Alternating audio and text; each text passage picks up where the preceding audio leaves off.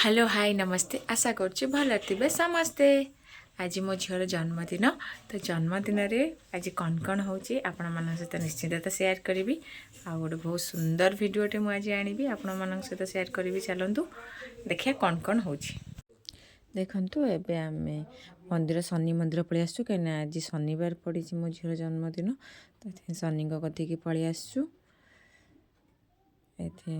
घंटी में बजे नेली ठाकुर बोधे किए पूजा करने आसी ना आम प्रथम आसलु बोधे कहीं टाइम से बोधे 6:30 पाखापाखि हम एवं पोखर पानी आनिकी तो ठाकुर को गाधीदेवा गाधी दे सारिकी एमती पूजा करनी तो करवा आ शनिवार बाबा देह माने शनि ए दशा चलती तो से नना कही कि शनिवारिया पट्टी शनिवारिया राशि आरुआ चाउल राशि तेल ही दीप जलाଯିव एबे कंटिन्यू ही मत आसा पड़ो 1.5 वर्ष काल सारा जीवन आसिले भी चलो कहीं आसूली सबुदिन वर्षा दिन हो गला बोलिकी आसीपार नी कहीं पोखर बहुत अस्ना करुँच तो से आसापी इच्छा हो नाला तो मुझे घर पाखे ही शनि ना पूजा करुँची तो नना कहले कि नहीं तुम शनिवार शनिवार जावाक पड़ो तो से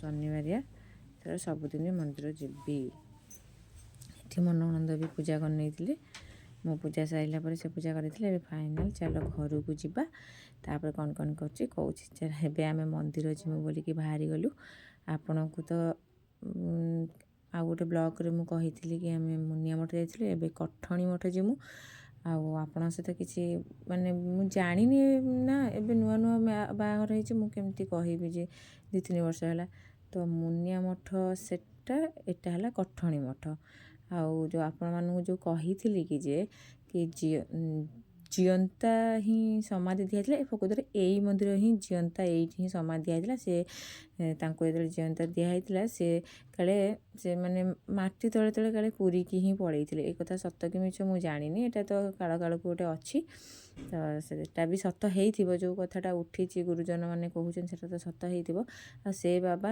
कोरोना रे ही चली जाइए सेठी जो से मठ कथा कही मुनिया मठ कथा से बयस हो गला तो सी भी बहुत जानी भल भी हेल्ले से रखाही समाधि से अच्छी जमती माने नॉर्मल मनीष मरला पर जमती समाधि दिया जाए तो सेमती हेल्ले ये जीवंता समाधि दिखाई देखो ये शिव मंदिर मंदिर आठ मो झील ना क्षीर ढला जीव नना पचारे झील ना कौन आठ मो झीर मो ननंदर धूप बुलेक नमस्कार होती देखु आ गोटे मिस्टेक हो जाए आम मंदिर एत जल्दी जल्दी पढ़ेलु कि जे तो पैसा नहींनु पाउना पकड़ मैं नना को देवाई कि ठाकुर पाखे पैसा पकड़ाई यहाँ मोर सब बड़ भूल होती तो से मुझे सेयार करनेली किटा तो पाप धोई होटा ठीक कथा नुह जेते नना से पूजा कर निश्चिंत पावना देवा कथा ये देखूँ केते सुंदर प्लेस मेघ होती कहीं लघुचाप थिला ना आपण मानक पहाड़ ऊपर को लेकिन से नजारा देखी था केते सुंदर प्लेस तो मुझे अलरेडी आगु जाइए बहुत थर रील्स मिल्स भी करी आंठुआ गोपाल को देखु हे प्रभु आटा रथटा आ देखो फाइनाल केते सुंदर है प्लेस गुरा ना मेघ होती मेघ न होता खरा देखी था बढ़िया लगी था आम घर को पलि आसलु घरे आसिक आम ए पहुँची गलु कहीं बहुत सारा काम अच्छी तो से लगी एवं आण काल बाटिक सब थोड़ी अल्प फुली बेसी फुलनी कहीं मेघ तो हो शीत पड़ू कौटू फुल आ पिठा मिठा हो सब बंटा होगा समस्त घरे पिठा मिठा भोग मिठा आबे परियापत्र काटी देकी एबे डालमा बसई दो डालमा हो आसला देखो मो मझिया शाशु ये पानी खोली दौरान आठ पघारियाँ ये मो ननंद को मुझे सब बतई बुता देली जिनस पकईदेली तो सी खाली खरिका मार्च भलसे तेल ए छाड़ा पर्यटन टमाटर को लुण टे पकई पूरा ये हराब देखु पूरा सुंदर देखा पघारिया नहीं जी पघारे देखु आ चूल्हे तो बसची से अलरेडी डालमा रेडी होगी अच्छी खाली गोला जा करी पाउडर नेलु पकईदेलु देखु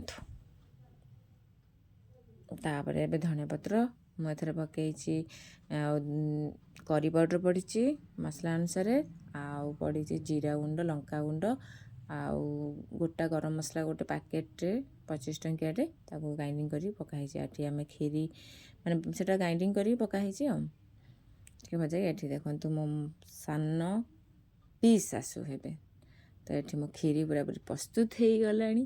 ଆଉ କାଜୁଟା ଆମେ ପଛରେ ପକାଇଥିଲୁ, ଚିନି ପକାଇଛୁ କାହିଁକିନା ମୁଁ ଦେଖେଇ ନାହିଁ, ଖାଲି ଅମୁଲଟା ଦେଖିଛି କାହିଁକିନା ମୁଁ କାମ କରୁଥିଲି ସିଆଡ଼େ, ତ ସେମାନେ ଭିଡ଼ିଓ ବନେଇ ନାହାନ୍ତି, ତ ଫୋନ୍ ମୋ ପାଖରେ ବି ନଥିଲା। ଏଠି ମୋ ଦିଅରଙ୍କୁ କହିଲି କି ଆସ ଅଟା ଦଳିଦେବ, ତ ମୁଁ 11ଟା ବେଳୁ ହିଁ ରୋଷେଇ ଷ୍ଟାର୍ଟ କଲିଣି।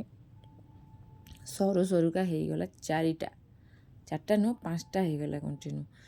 ଏଠି ସବୁ ତାଙ୍କୁ ଦେଇଦେଲି, କେତିକି କ'ଣ ଭାଗ ମାପ ଦେଇଦେଲା ପରେ ସେ ଦଳି ଦେଲା ପରେ ଏଠି ଗୁଳା କରିକି ମୋ ନଣନ୍ଦେଇ ଆସି ପହଞ୍ଚି ଯାଇଥିଲେ। ତ ମୁଁ ଜାଣିନି ମୋ ନଣନ୍ଦେଇ ଆସିକି ଯେତେବେଳେ ପହଞ୍ଚିଲେ ପୁରୀ ହରିକା ବେଲା ସରିଥିଲା। ଏଠି ଦେଖନ୍ତୁ ଚିଲି କୋବି ହେବା ପାଇଁ ପଛରେ କରାହେଲା, କାହିଁକିନା ବିନା ପିଆଜ ରସୁଣ ତ ସବୁ ହେଇଛି, ସେଥିଲାଗି ମାନେ ମୋ ସଇଙ୍କ ଘର ପାଇଁ ହିଁ ତାଙ୍କର ପିଆଜ ରସୁଣ ଖାଉନାହାନ୍ତି, ସେଥିଲାଗି ଆଗେ ବିନା ପିଆଜ ରସୁଣ ରୋଷେଇ ହେଇଗଲା, ତାପରେ ଚିଲି କୋବିଟା ପଛରେ ହେଲା। ଏଠି ନନା ପଳେଇ ଆସିଥିଲେ, ଆମର ପୂଜା ଜିନିଷ ପାଇଁ ମାଆ ସବୁ ଜିନିଷପତ୍ର ଦେଉଛନ୍ତି। ଦେଖନ୍ତୁ ନନା ଏଠି ସବୁ ସଜାଡ଼ୁଛନ୍ତି। ମୋ ଝିଅ ଏଠି ନମସ୍କାର ହେଇଗଲା, ହେଲେ ପୂଜାରେ ଟିକେ ବି ବସିବ ନାହିଁ, ତା କାକା ପଛେ ବସିକି ପୂଜାଟାକୁ କମ୍ପ୍ଲିଟ୍ କରିବେ ଫାର୍ଷ୍ଟ ଲାଷ୍ଟ ପର୍ଯ୍ୟନ୍ତ, ହେଲେ ସିଏ ଏଠି ବସିବନି। ତାପରେ ଆସି ବଦମାସ ହେବ, ଏଠି ମୋତେ କୋଳି ଦିଅ, ମୋତେ ଭୋଗ ଦିଅ। ହେଇ ଦେଖନ୍ତୁ ମୋ ସାନ ପିଇସା ସେ ତାଙ୍କୁ କେମିତି ଦେଲେ ଡାଳିମ୍ବ, ସେ ତାର ବସିକି ଖାଉଛି।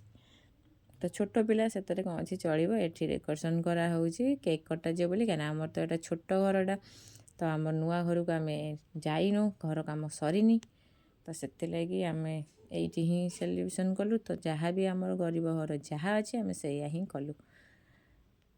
ଆଉ ଦେଖନ୍ତୁ ଏଠି କେକ୍ କାଟିବା ପାଇଁ ପୁରା ଠିଆ ହେଇକି ସମସ୍ତେ ରେଡ଼ି।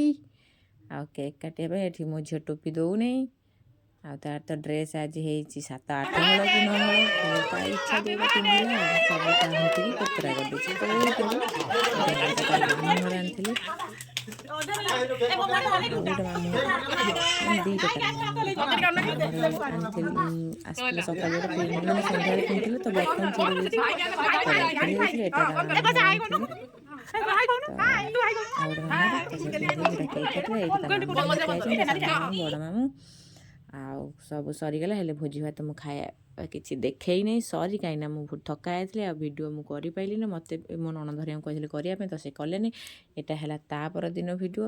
ଦେଖନ୍ତୁ ମୋ ନଣନ୍ଦେଇ ଯାଇନଥିଲେ, ସେଥିଲାଗି ମଟନ୍ ଆସିଥିଲା, ତ ସେ ନେଇକି ଆସିଲା ପରେ ମୁଁ ସବୁ ରେଡ଼ି କରି ରଖିଥିଲି। ସେ କହିଲେ କି ମୁଁ ରୋଷେଇ କରିଦେବି, ତ ତାଙ୍କ ପସନ୍ଦର ସେ ଯେମିତି ପାଇଲେ ସେ ସେମିତି ରୋଷେଇ କଲେ।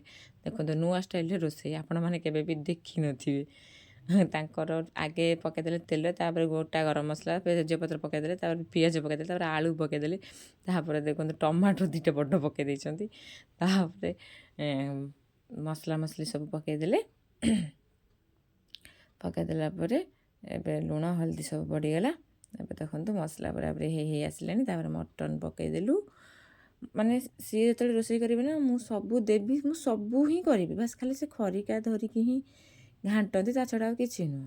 ଏଠି ଦେଖନ୍ତୁ ଆମର କଷାଟା ମାନେ ହେଇଗଲାଣି, ତ ସେଥିପାଇଁ ତେଲ ଛାଡ଼ିଲେ ହିଁ ମୁଁ ମିଟ୍ ମସଲା ହିଁ ପକାଏ, ସେ ତାଙ୍କୁ ବି କୁହେକି ପକାଇବା ପାଇଁ।